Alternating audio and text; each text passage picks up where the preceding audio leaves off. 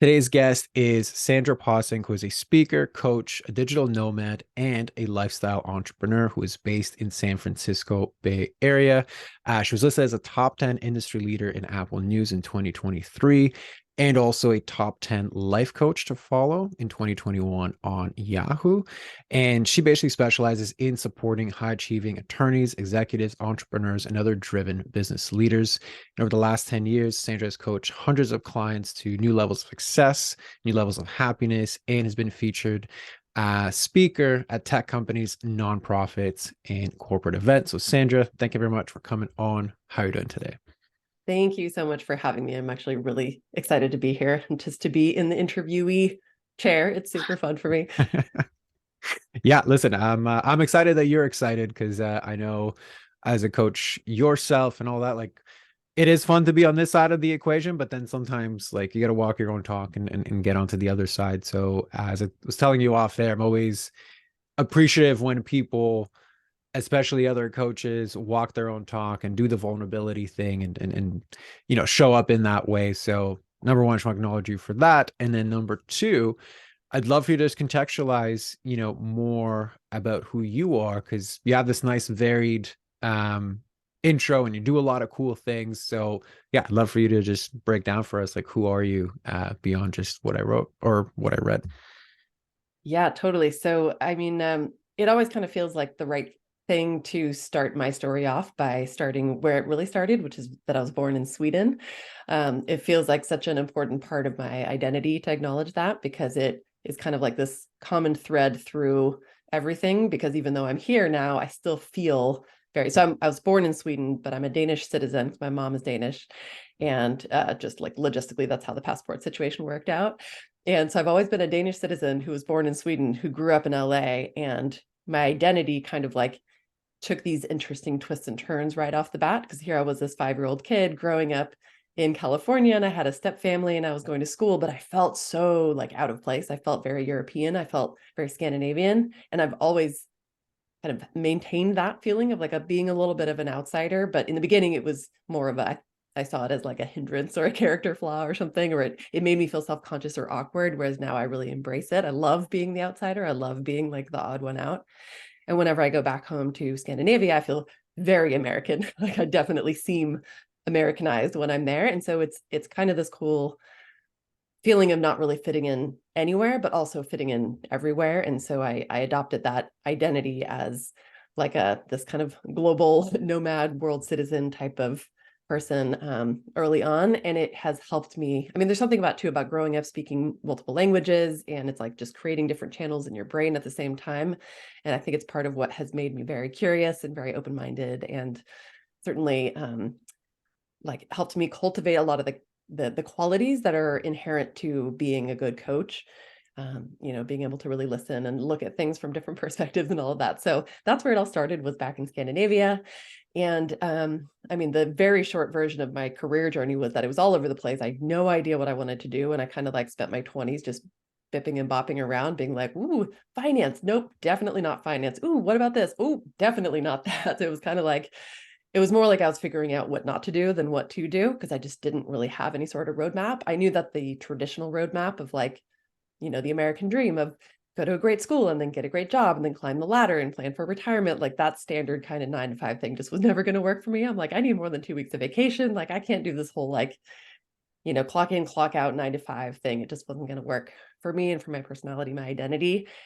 And so it took a while to figure out that the thing that was not that was probably going to be the entrepreneurial path, which like even it's funny how we're just kind of like certain things are in our blind spots. Like once I eventually found coaching, which was largely thanks to the fitness world. I was in the fitness world for a while, and that sort of was peripheral enough to coaching that I started meeting coaches and kind of found my way into that world. But even when I got coach trained and started my business, it's like I literally hadn't really realized that I was signing up to be a business owner. I was just like, yay, I'm a coach. I get to help people.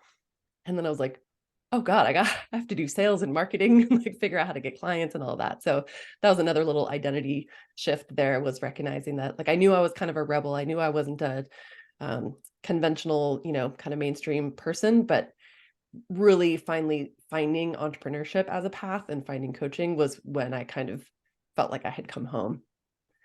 And then the rest is history. I mean, it's been an interesting, wobbly up and down roller coaster ride since then, but at least it was a ride that has felt very, very authentic. Whereas up until then, it was more like finding the thing that was going to be my thing.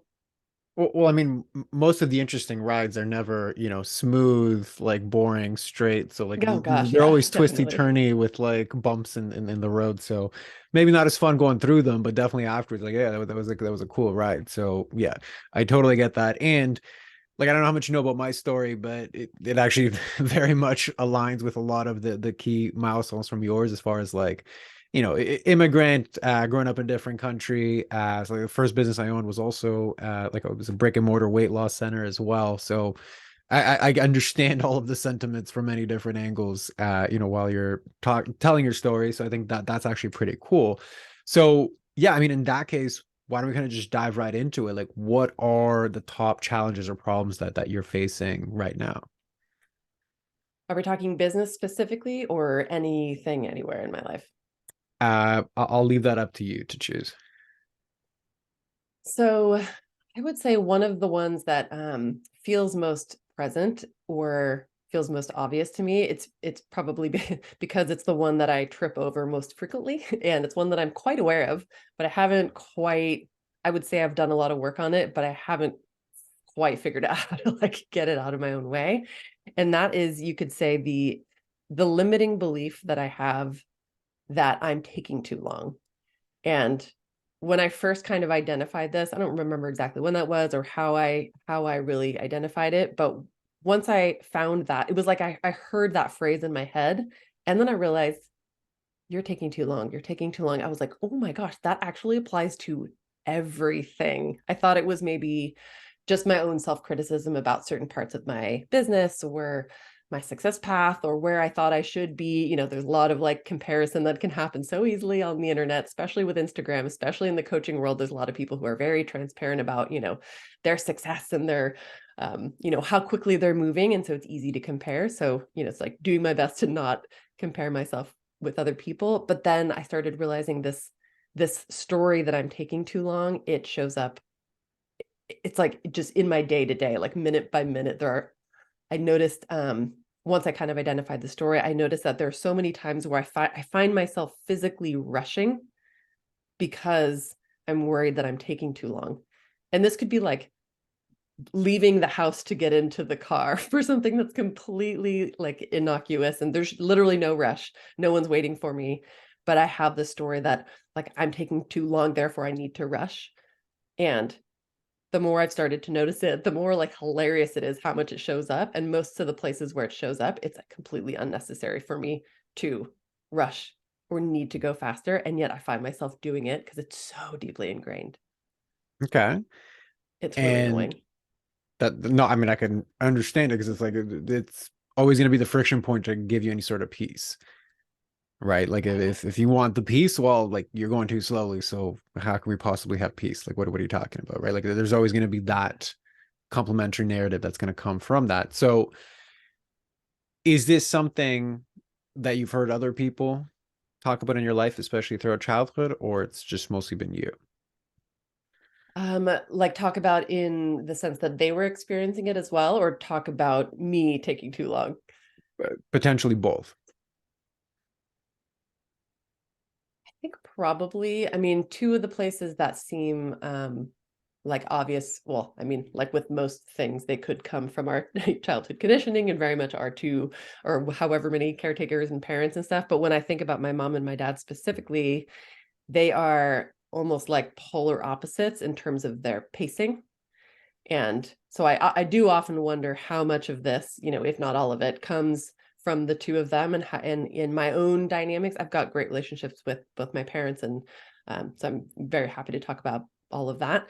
But they are very, very different in terms of their pacing. Like I look at my dad, and he is like the kind of quintessential engineer type, and he's also very Swedish. So in Sweden, there's sort of this cultural agreement that there's like this.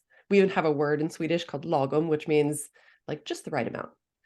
And so Mm. it's kind of the antithesis to the American like superlative, like we're the best, go work hard, dude. Like in Sweden, it's very much like everything's like in moderation, And my dad is like I think very influenced by that culture, as I think most people are. And he's an engineer, and he's super calm, and he moves pretty slowly with everything because he's so thoughtful. Like, he is methodical. He is pragmatic. He like analyzes everything bit by bit and then makes very informed, logical, practical decisions like an engineer would do. I remember when he was house hunting, he spent 1 year, and every Sunday he would look at the newspaper and we'd go through the listings house by house by house. He would circle the ones that like were in the right parameters. He would go visit them, and he did that for an entire year before he found the right house. It's like that kind of thing. My mom, on the other hand, is like, she's like 27,000 firecrackers like rolled into one ball. She moves very quickly. She thinks fast. She's like, I think I'm like physically very clumsy. And I think I get that from her because she's always just like sprinting. She's in her 70s now, and she still moves very fast. She walks fast. She talks fast. She's like moving a mile a minute. And so I always kind of wonder, I think I'm probably wired much more like my dad in just like moving slowly. I'm a very slow processor. I don't like to make quick decisions. If somebody asks me what I want, sometimes I've had to train myself to be like, let me think about that. I'm going to get back to you. Because if I give them answer right away, I give them like a panic answer. Like, I just say something to say something. Like, I haven't been able to tap into my own desires yet. So I think I'm wired like my dad. However, I grew up with my mom. So my mom and I left Sweden when I was 5, and I would go back to see my dad on vacation, like in the summer. So I think I'm like him, but I was probably more conditioned by being around her. She raised me and my brother and sister-in-law, or stepbrother, stepsister rather. And I think her influence was probably the bigger influence. And I would say she would probably admit that she can get a little impatient sometimes, because she likes to move fast. And I don't have any memories of her like specifically telling me that you're taking too long, or you're, going too slow or anything like that. But I'm guessing I probably felt that energetically just because I was going at a different pace than she was. Got it. And whose love did you crave more in general? I've heard that question before, and I've always wondered what the real answer for that is for me. And I've never quite been able to pinpoint it, because on the one hand, kind of like the logical thing would be my dad's, because he and I were so geographically far apart. And I realized early on that I'm a hugely sensitive empath, HSP type person. And I think the empath part of me was always trying to take care of him from afar. Like, I think I was always trying to protect his emotions and things, until I realized, as recently as like maybe 5 years ago, I was like, that's not actually my job. I started letting that go. But I think I always felt very protective of my dad, and yeah, just like loved and respected him, but I didn't see him that often. So it would be logical to think I would crave his more. But I think now that I'm saying it out loud, I probably craved, if I'm really talking about crave, my mom's more, even though she was the one I was with every day, and she was always very loving and very, vocal in her, like, I always felt very loved and supported. But I do think that what I needed and wanted was approval. And I wanted to, like, I had all the classic like perfectionist, people pleaser, good girl kind of things. I think that was very much in the culture in the school and the, neighborhoods I grew up in, was everyone was like a very achievement driven. I think all the parents were kind of caught up in that paradigm too, like, oh, got to get your kids to do really well in school and all this kind of stuff. And so a lot of us fell into this like got to be like the good girl and mommy's little princess, and good at sports and good at music and good at school and behave well. And so I think I was very much trying to get everyone's approval, but probably my mom was at the top of the list. And I think she would admit this too. So I'm totally not throwing her under the bus, but I think that she has a tendency to, because she can come across a little bit judgmental. She has very strong opinions. She's an Aries. Apparently that's a thing for Aries people, which is kind of great because you always know what you're going to get. You're never like wondering what she's thinking, because she's just literally saying it out loud. And so I appreciate that now, but I think as a sensitive little girl and just like wanting to be approved of and wanting to be okay, I think I was probably like trying to earn everyone's approval, especially my mom's, and being so attuned and sensitive to like, ooh, does she disapprove of this? And then starting to like conform and, do a bunch of mental gymnastics and bend over backwards to try to be whatever I needed to be for her to approve. Right. So then if we take that information into the context of what you kind of started this with, you said, okay, I'm more like my dad in terms of natural temperament. I take my time to decide things. I don't like rushing into decisions. I like it for it to land and to be grounded into that. And then I have a primary caretaker who natural temperament is actually the exact opposite of that.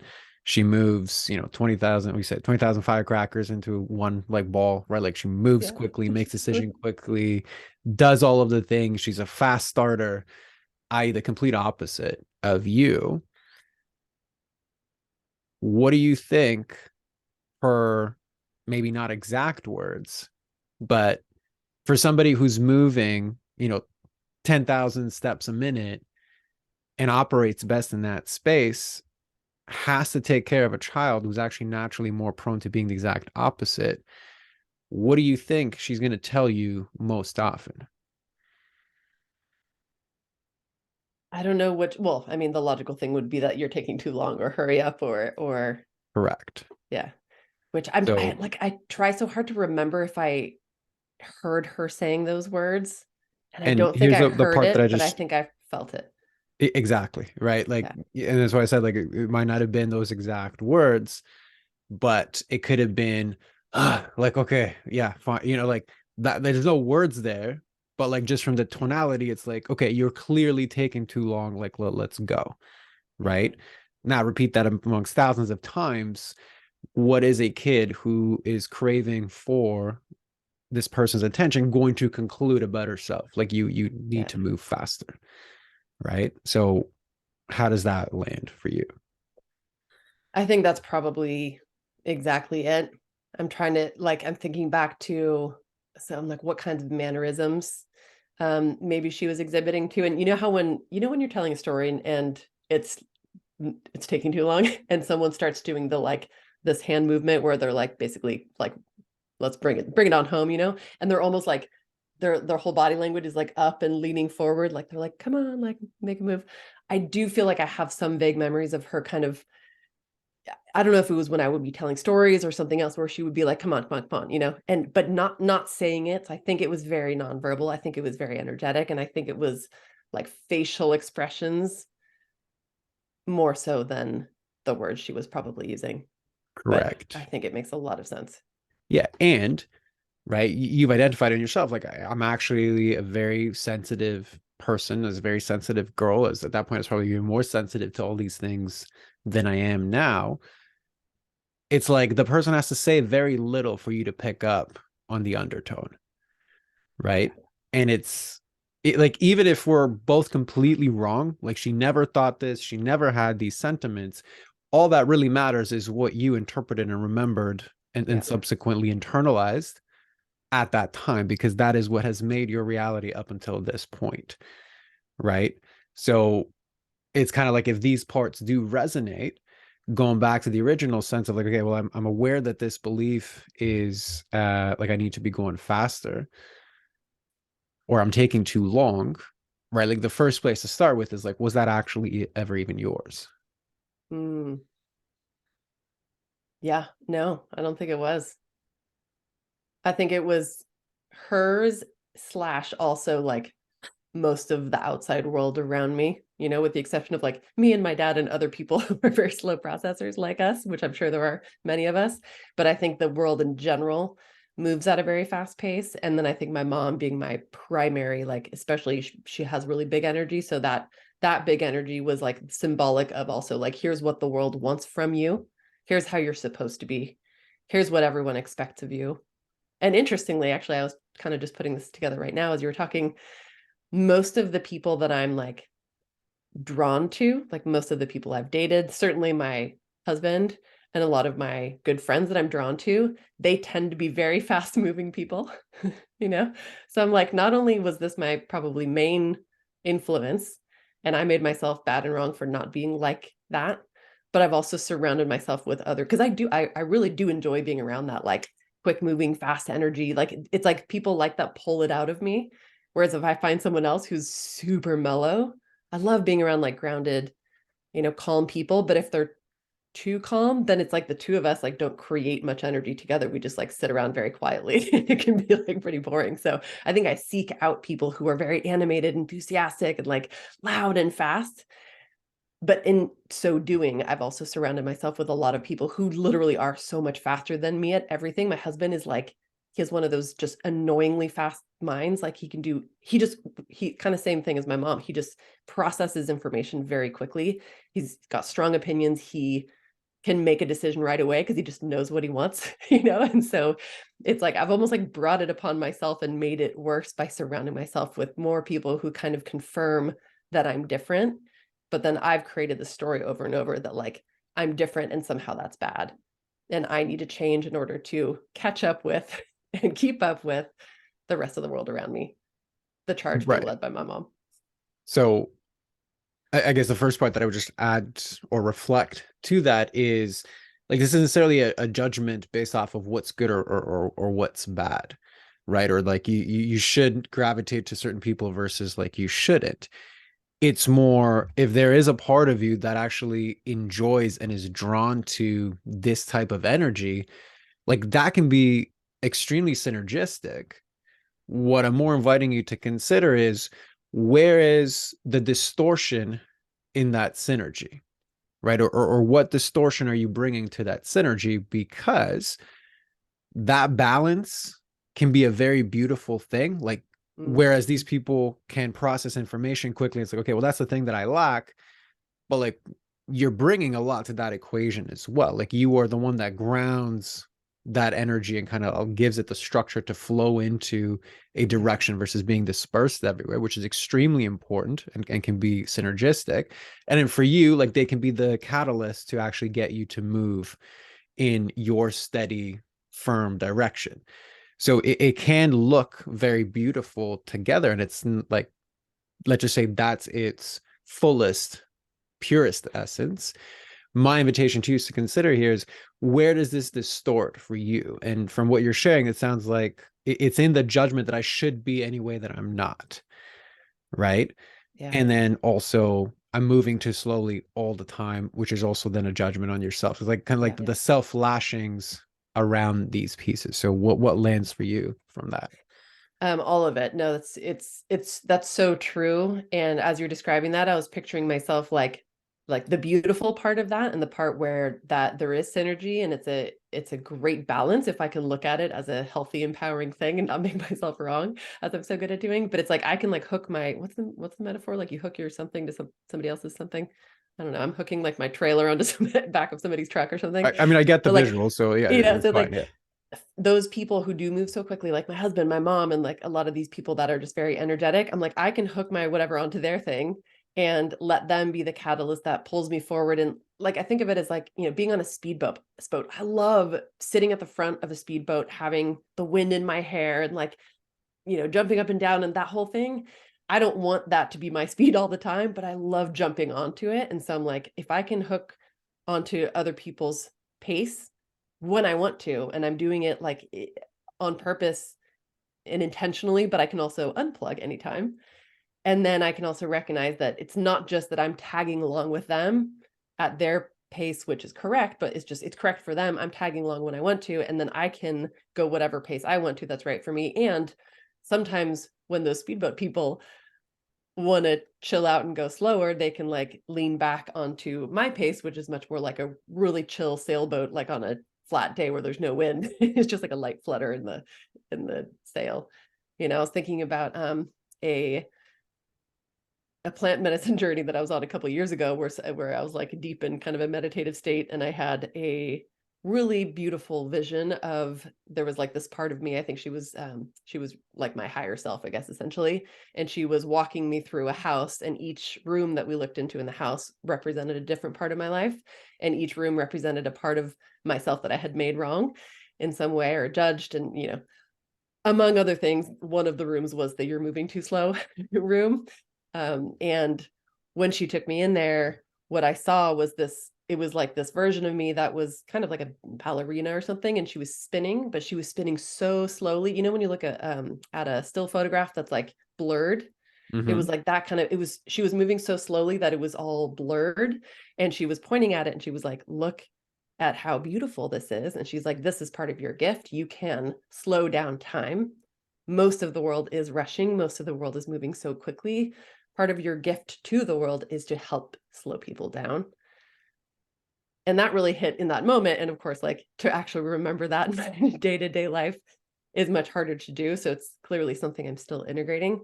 But I love the idea of looking at it, of like really releasing that part that I have spent so many decades judging, and like owning it and accepting it, and then integrating it with like the recognizing that this is actually, it is a very cool synergy.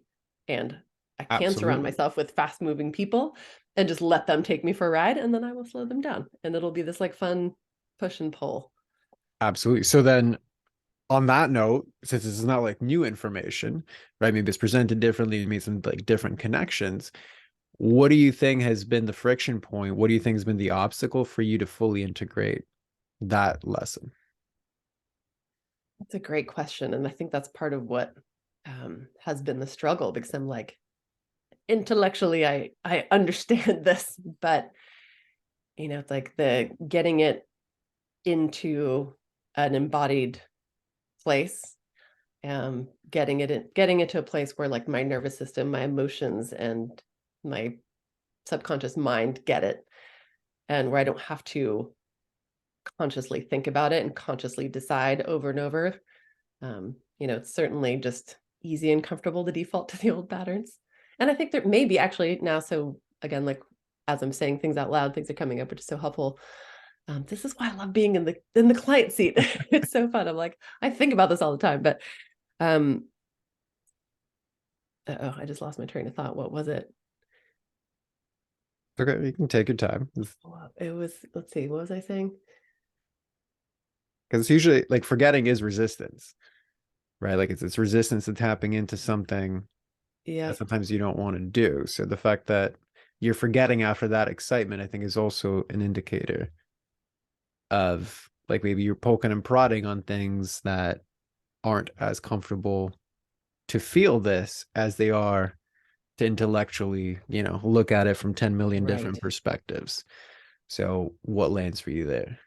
Yeah. So that kind of brought me back. I think I was thinking that because this has been a story for so long, and it hasn't been a helpful story, it hasn't been a pleasant story, but I imagine that it has been a familiar story, and in in that familiarity there's probably a lot of comfort, and probably I imagine it's like a habitual comfortable way for maybe for me to keep myself small, or maybe like maybe it's a place to hide. I'm not really sure. Okay. So if we just take that thread, keeps me small, keeps me hiding. So repeating this limiting belief, this narrative around I'm moving too slowly, that keeps me small, that keeps me hiding. That's what you're saying? Possibly. Okay. So hiding and small in what ways or from what? So hiding and small, that would be another one of like the kind of limiting belief areas that has been very consistent for me too. And meaning, as long as I am like hiding or keeping myself small, then that just is safer. You know, again, kind of my natural makeup, my natural wiring is much more like my dad, where it's kind of like cautious, like, you know, just taking my time, hesitating. And I think that has ended up being part of my story too, where I'm like, oh, I'm so careful. I'm going to wait for someone else to take the leap and kind of watch how it goes for them before I take the leap. And um, in a lot of ways, that has, I mean, that I've rubbed up against that just as an entrepreneur, because obviously being an entrepreneur is inherently risky. And so clearly some parts of that I've overcome, because I've had this business for 10 plus years and it's going really well. So, you know, it's like, yeah, I've learned to take risks, and I think I still probably take pretty calculated risks when it comes to things that are going to feel more vulnerable, where I'm like, it's probably, I'm like, where does this show up the most?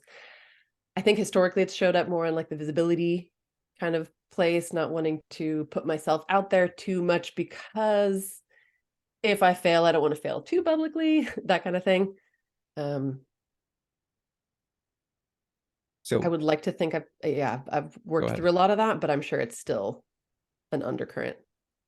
Right. So in this instance, visibility, not publicly failing, that's the smallness that this allows me to keep. And obviously, it allows me to hide. So I'm not maybe being as bold as I want, right? That seems to resonate Yeah. with you. Okay. And it's extremely easy to never have to address this if my main problem is I just keep repeating I'm moving too slowly. So, okay, you're Yeah. shaking your head. So, what's landing for you there? I mean, in a lot of ways, these things all kind of feed into each other, right? It's like really convenient excuses to like stay comfortable and to like make it look like I'm being bold and make it look like I'm taking risks and make it look like I'm being visible and not, I mean, I say make it look like I want to convince other people, but I think I'm probably just trying to convince myself more than anything. I feel Yep. like I'm surrounded by really supportive people who are just like, go for it. You got this. We believe in you, you know, and if anything, I'm the one who's like, yes, and I'm going to do it in a very safe way so that I don't look too stupid. And, you know, so yeah, I think it's ways of, I think it's just, you know, my little protector parts of the little girl parts of me that are, that know how sensitive I am and that know, and just, you know, want to keep her safe, and think that the way to do that is by being really like measured and hesitant, and let me second guess everything so I can spend way too long overthinking everything, which usually just, you know, leads to me talking myself out of something or wasting a bunch of time. Mm-hmm. So, self-awareness is not an issue for you. Like you're literally describing everything in a whole lot of detail. You can see how all the pieces interconnect together. So, even in sharing that, from the outside looking in, when I'm listening to you, everything tends to be neck up, right? Like you understand a pattern, you understand how they interconnect, you can see and have done the work to see exactly, where the origins are. And, you've even taken some active steps towards it. Like you mentioned the psychedelic journey and how, symbolic and deep that was to actually Yeah. reflect back essentially what we've kind of uncovered and unpacked here as well. Yeah. And all of those pieces tend to stop. And the way that you tend to get out of these, I tend to overthink them. I decide very slowly. I gather all of the information. I hesitate to make a decision. So the way that I solve a thinking issue is I think more of it. So Yeah. again, everything stops and starts neck up. So there's very little kind of neck down connection amongst all of these. So Yeah. before I go on, what lands or doesn't land for you from there? No, I think you articulated it very accurately.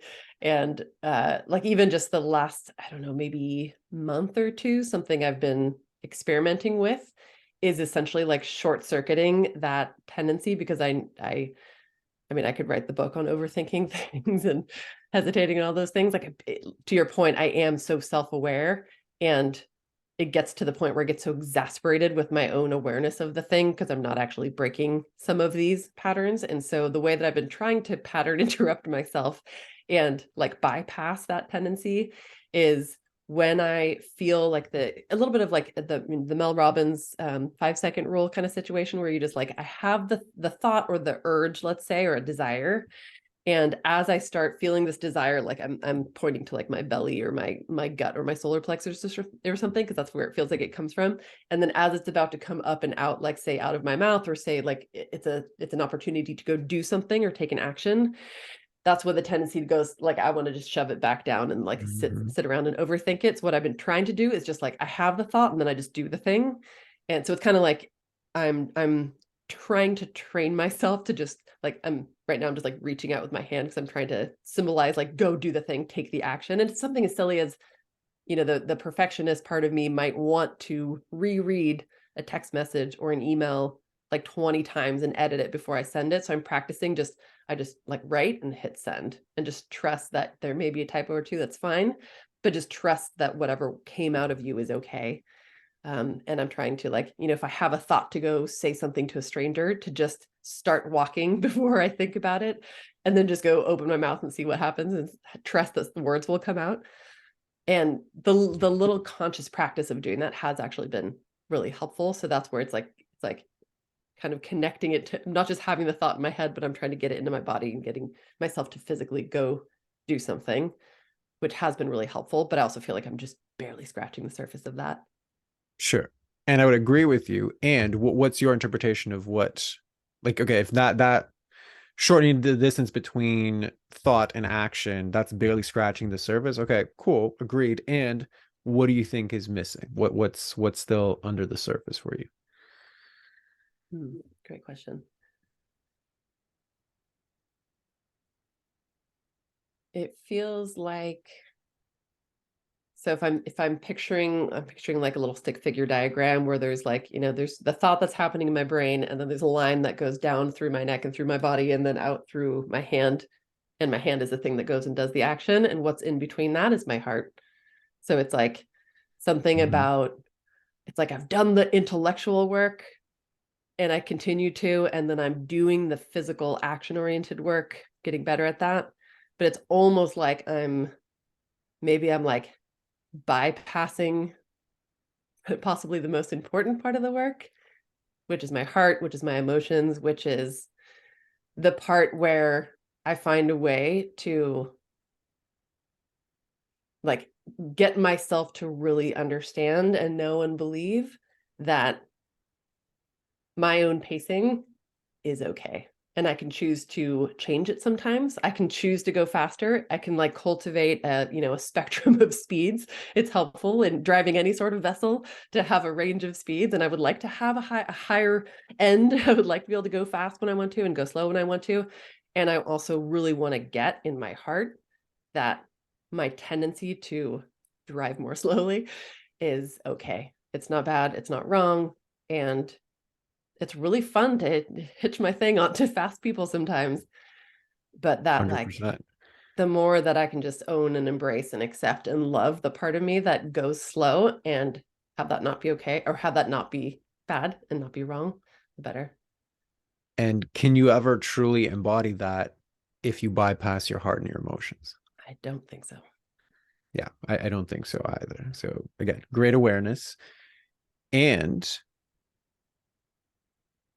all of the other pieces that you've brought on today, which, we didn't have enough time to like dive into all of them, but from like people pleasing to the approval to, hiding and visibility and small, you can certainly push your way to do the actions of all of those things. You can set the boundaries, you can be more visible, you can say the thing, etc.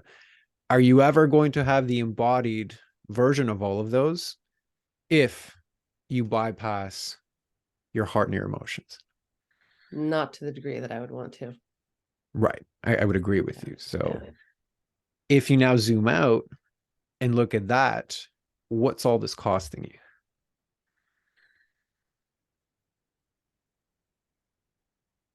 Many things. It is costing me, I mean, it's like an opportunity cost more than anything, not opportunity in the sense of like achievement and milestones and moving Mhm. forward. That's the world talking, but it's opportunity costs in probably first and foremost my relationship with myself and the peace that I might feel, that I'm confident that I can feel if I can fully like accept and love and embrace and own my pace without like, even just because even if I'm like mostly doing it, there's just always this undercurrent of judging it. It's like I can literally hear the voice saying, "You're taking too long, you're taking too long," in my head. So I think the cost, yeah, it's my relationship with myself, it's the peace that I could feel. It is probably I would say an opportunity for intimacy, connection, like genuine, authentic relationship and presence with other people, because it's pretty hard to be super present and genuinely connected with someone if I'm not like accepting and loving and connected with myself in the moment, because I'm like thinking I need to hurry up and do something, you know. Hmm. Um, and it's so, I mean, that's one of my biggest like values and priorities in life is my connection with people. Like everyone knows that I'm the person that wants to like sit with you. I want to make eye contact. I want to have deep conversations. I want to ask you questions. I want you to ask me questions. I want us to listen to each other. Like that is like so much of the richness of my life. And luckily I get to do that in my work too. But like my partner, my friends, my people, like they know that that's what I want the most. And so anything that takes away from the quality of that is a huge cost.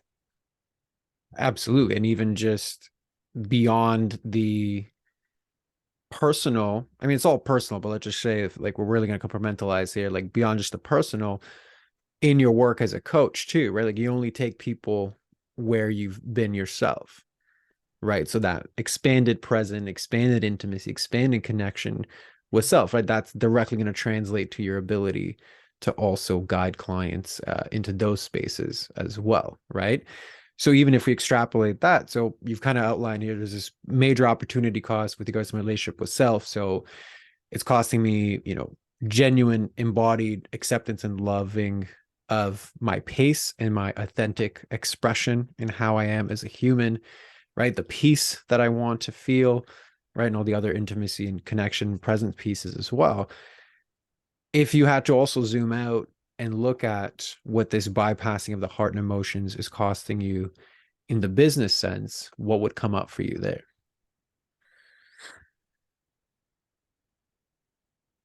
I mean, the really interesting paradox, and this is again something I've like really understood intellectually, but clearly need to work on embodying still, and I'm excited to. It's like because my tendency is to rush, as I think many of us know, when we rush, we do things less well. You know, it's like when you rush, that's when you drop things. When you rush, that's when you miss stuff, or you're not as present. So you aren't as capable and competent when it comes to whatever you're doing. You know, you're multitasking and all over the place and clumsy.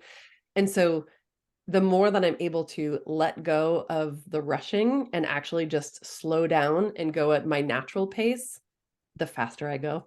You know, so it's like I've been rushing up to not be slow, but actually the more I slow down, the faster I go. And so in terms of my business, to circle back, the way that can benefit my business, my clients, my growth, my audience, all of that is that it will actually speed up my success. It's like the more I honor my natural desire to go slowly, the faster I'll go in the ways that I actually want to go fast. And I also think there's a joy component there. Like when I'm rushing, I'm inherently judging myself. And because I'm rushing, I'm not enjoying things as much because I'm like, running really fast and like, oh my God, I'm going to be late. Whereas when I slow down, take it easy, there's just more ability to find and appreciate and like be like delighted by all the little moments, the simple joys. And those are, I mean, so important to me too. Like I take a walk every day in my neighborhood and will like, I stop and say hi to all the neighborhood cats. Like lately I've been playing with like, every time I see a butterfly, I try to stop and see if I can energetically call it to me. You know, it's like those little tiny, simple things are such a joy in daily life and with clients and with friends and stuff. And I'm like, you can't notice any of those or really appreciate them if you're rushing. And so if the way to do all of that is to stop bypassing the heart and do whatever work it's going to take to focus on that piece, so worth it. Absolutely. And so beautifully, articulated where it's, like I'm pretty sure I think it was from your bio, like in the CrossFit space, but I don't know if you ever heard that whole thing of, oh my God, I'm blanking on it now, but like, slow is smooth and smooth is fast. Like, have you heard of that Yeah, axiom something along those before? lines. Yeah, Yeah, yeah. yeah, exactly. So it's like that's what I kept just picturing when you're talking about business and how you show up. It's like of all of the pieces, right? Like let's just say if I look at like visibility, right? So yeah, there's probably going to be some things in there about approval, but if we're sticking to just this bypassing of the heart and the emotions and like what is my embodied authentic expression in my own pacing there, it's like imagine being able to get out and be visible in this slow, grounded pacing that's so unique and authentic to you. Like how much less of that you're going to have to do and how much more people it can actually draw in than if you're like frantically, I got to record like 30 reels and then post them every single day because like that's what you're Yeah, supposed to do. You know what I mean? totally. So like I can see exactly what you're saying about like the opportunity cost is massive because it is like the big domino, this bypassing of the emotions and the heart that knocks over so many pieces with regards to how I show up in my personal life, how I show up with my clients, how I show up for the business, and then subsequently how I show up for my own growth and the expression of that growth. So yeah, anything if you want to add or comment to any of that, but that was just my kind of reflection back of what you said. No, I so love that. And anything that's like a fitness metaphor too makes a lot of sense to me because I'm such a, yeah, fitness person. And I mean, the hilarious part of all of this is like, it's kind of ironic to think that here I have been working really hard with my mind. And then now I'm like, oh, I got to add the physical piece. I got to, go take the action. And I'm like, without realizing it, have been bypassing the heart piece, which ultimately when you ask anyone, like, what would be some of Sandra's like main characteristics? And they would probably say her emotions. I'm like, this is like one of the biggest pieces of me. So of course it's not working for me if I'm ignoring them. Like my husband, my poor husband jokes all the time. I mean, he's so amazing and so supportive. And we recognized early on that I have such massive emotions and emotional needs that it would be completely impossible and also completely unfair to expect any one person to hold them. And so we realized early on, like, he's amazing at holding space for my emotions and like helping me pull them out and honor them and all that. And I'm like, and I need like 20 more people to do that. So I've gotten better at finding people I can really do that with. And I try to do that on my own too. But I'm like, one of the things I want the most is to very deeply feel everything. And I'm the person that like I cry probably daily at all sorts of things. Sometimes it's just cats, sometimes it's funny movies, it's all the happy things, all the sad things, all of my own stuff, all of random stuff, collective stuff. And so yeah, just like the irony of being like the mind and the physical, and I'm like skipping the part that is probably the most like it's the essence of me. Yeah. And because you are so sensitive and because so many of these things have roots in times in your life where you didn't have all the tools and the resources that you have right now to handle it, Yeah. it's also like going into the most vulnerable. And when I say primal, I don't necessarily mean like, like animalistic. I just mean primal as in like these parts generated at times when all you had is essentially like your nervous system understanding of it. You didn't have the intellectual capacity to be as aware as you are now. So all of these things are rooted in this critical time in your life. And now it's like what your business, what your life is asking from you is to go back and really heal the woundings from that because it's starting to seep into parts of your life where it's creating consequences that not just you don't like, but it's kind of like what got me here is not what's going to be what's going to get me there. That the next evolution of everything requires a type of leadership and a type of expression that goes beyond my current capacity of everything that I've learned until this point, which is to be celebrated because it got you here. And it's just not enough to kind of get you there, which is this beautiful limbo space to be in because now you get to decide, how you want to close that gap and how you want to work with that. So Hell yeah. beautiful. So I'm gonna kind of close it here just because I do have actually I have a hard stop at the end of the hour, so I have to close it. But thank you very much for coming on to allow yourself to be witnessed in this way and allowing us to see the beautiful interplay between everything because it's so nice when I have somebody who's self-aware, then we just kind of get to the points really quickly. Um, so yeah, thank you for that. And floor is yours. Feel free to add anything to that and let everybody know, where to find you, who's the best person to find you. Floor is yours for that. Well, first of all, thank you so much because this really was like just delightful and it felt like a little medicine for my soul. So I really appreciate it. And I'm probably gonna I'm gonna go give myself some homework after this and pull on some of these threads and that feel really important. And I think, I just think back to my mom and my dad who like I think with everyone, all caretakers were doing the best they could with what they had at the time, and they've both evolved so much, and have so much more awareness and healing they've each done now compared to where they were back then in the early 80s, and I'm like, it makes a lot of sense that we were all where we were at the time. And so yeah, I'm excited to go look at that a little bit more and delve into more of my own healing around that heart Beautiful. place. So thank you so much for that. And places to find me, I'm very easy to find. I'm the only one of me. So if you Google my name, you'll find all the things. I'm my website, sandrapossing.com, and I've got a podcast called Oh Hi Self. It's all about self-development and lifestyle design. And I mostly hang out on Instagram, but I'm also in the other social media places too. Love it. Well, as always, we will put that in the show notes. So Sandra, thank you very much for coming on, and for everybody else listening, we'll see you on the next one. Thank you.